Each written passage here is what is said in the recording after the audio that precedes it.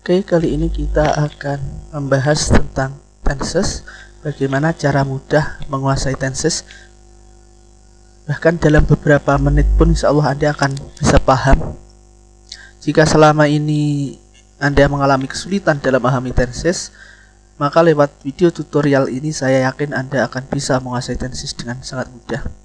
Jadi tolong diperhatikan baik-baik dari awal hingga akhir. Tenses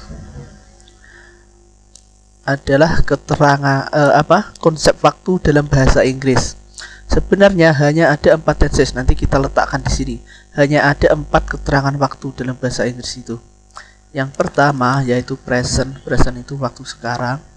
Yang kedua adalah past. Past itu maknanya waktu lampau. Yang ketiga adalah present future atau waktu yang akan datang dari sekarang. Yang keempat adalah past future, waktu yang akan datang dari waktu lampau. Untuk past future ini mungkin agak sulit dipahami, jadi misalkan gini, kemarin waktu saya akan pergi ke sekolah, saya bertemu Budi misalkan. Jadi akan tapi kemarin, itu past future. Nah, dari masing-masing 4 ini kemudian dikombinasikan dengan 4 sifat, sehingga terciptalah 16 tenses seperti yang kita kenal. Apa saja 4 sifat itu? Yang pertama yaitu simple, sederhana. Yang kedua continuous, berarti sedang berlangsung. Yang ketiga perfect. Perfect itu sudah selesai, sempurna gitu ya. Yang keempat yaitu perfect continuous atau sudah dimulai dari tadi dan masih berlangsung sampai saat ini, itu namanya perfect continuous, sudah dimulai dan masih berlangsung. Oke. Nah, jadi dari sini kita bisa tahu nama-nama dari tenses itu. Yang pertama, kalau ini dengan present dengan simple menjadi simple present seperti ini misalkan. Kita persilangkan. Jadi kalau present dengan simple menjadi simple present. Present dengan continuous namanya menjadi present continuous. Kalau present dengan perfect, present perfect. Present dengan perfect continuous. Nah, kalau sudah bisa satu ini saja, seharusnya sampai bawah sudah paham. Jadi past dengan simple apa? Oke, saya isi satu-satu dulu. Nah, sudah semua terisi. Nah, sebenarnya dari nama-nama ini saja kita sudah paham apa kegunaannya. Misalkan present continuous, sedang berlangsung di waktu sekarang, berarti sedang saat ini. Saya sedang membuat video tutorial misalkan.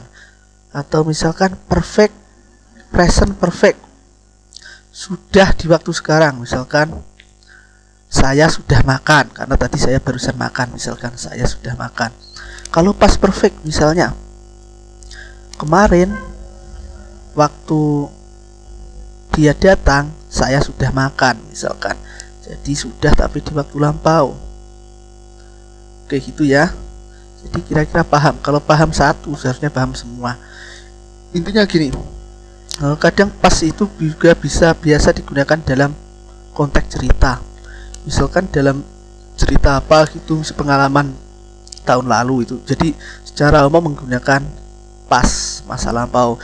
Jadi kalau dalam cerita itu ada kata akan misalkan, jadi akannya juga akan lampau di sini past future. Kalau ada kata sudah, berarti sudahnya juga sudah lampau. Walaupun kalau diartikan dari bahasa Indonesia tetap sama. Jadi sudah ya sudah, akan ya akan. Tapi karena konteksnya cerita, backgroundnya itu pas, jadi semuanya pas seperti itu. Jadi seharusnya kalau paham ini juga bisa paham. Oke. Untuk selanjutnya bagaimana penggunaannya dalam kalimat? Oke, belum. Kita ini ciri-ciri present itu pasti verb 1. Jadi verb 1 itu verb present. Jadi ada verb satunya gitu. Pas itu verb 2. Verb 2 itu verb pas itu sudah pasti. Present future itu will. Akan itu will selalu diikuti oleh verb 0. Betul-betul kata Cesar, verb 0 itu. Kemudian past future. Would. Past future itu would, bentuk kedua dari will, karena past itu kan bentuk kedua kan. Jadi kalau past future bentuk kedua dari will yaitu would, juga diikuti verb 0, jadi sama, harus, karena ini model, jadi harus diikuti verb 0. Nah, simple sendiri punya Simple sendiri artinya sederhana, jadi tidak ada tambahan apa-apa. Kalau simple. Continuous itu cirinya yaitu verb ing, jadi pasti ada ing-nya. Kalau perfect itu cirinya pasti menggunakan to be have dan verb 3. Verb 3 itu pasti ada. Perfect continuous, kalau perfect have plus verb 3, kalau continuous ing, jadi kombinasinya have plus verb 3 plus verb ing. Karena verbnya 1 maka verb 3 nya to be. To be verb 3 apa? Been. Jadi have plus been plus verb ing. Oke, jadi ini ciri-cirinya. Anda usah terlalu diambil pusing, ini nanti kalau kita ambil contoh kalimat pasti paham. Oke, ini yang kalimat yang akan kita buat, yang akan kita ubah-ubah sesuai dengan tenses 16 tenses tadi.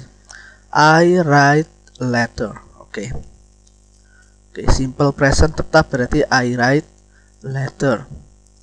Saya menulis sebuah surat, misalkan seminggu sekali, itu menggunakan simple present. Kemudian continuous ditambah ing, jadinya I am writing a letter, karena verb ing itu harus diawali dengan to be. To be present apa? Am atau kalau is dan are gitu ya. Kalau I berarti am, I am writing a letter. Kemudian perfect, perfect itu have ditambah verb 3, berarti I have, verb 3 nya writing, written, I have written letter. Kemudian kalau ini present dengan perfect continuous, berarti I have been writing letter. Jadi seperti ini, mudah sekali. Duh, mengapa saya katakan present itu verb 1? Ini kita lihat huruf yang kata yang pertama setelah subjek itu pasti verb 1. Write, am itu juga verb 1, to be verb 1, have itu juga verb 1 walaupun to be ini verb 1. Kemudian perfect continuous juga ini verb 1, have. Jadi cirinya present itu huruf pertama setelah subjek itu pasti verb 1. Bukan huruf pertama ya, kata kerja yang pertama itu pasti verb 1 setelah subjek. Kemudian pas itu verb 2, jadi tinggal kita ganti ini. Kita ganti. I write jadi bentuk keduanya write, wrote. Oke. Am bentuk keduanya jadi was. Mudah sekali. Have bentuk keduanya jadi had. Jadi yang lain tetap.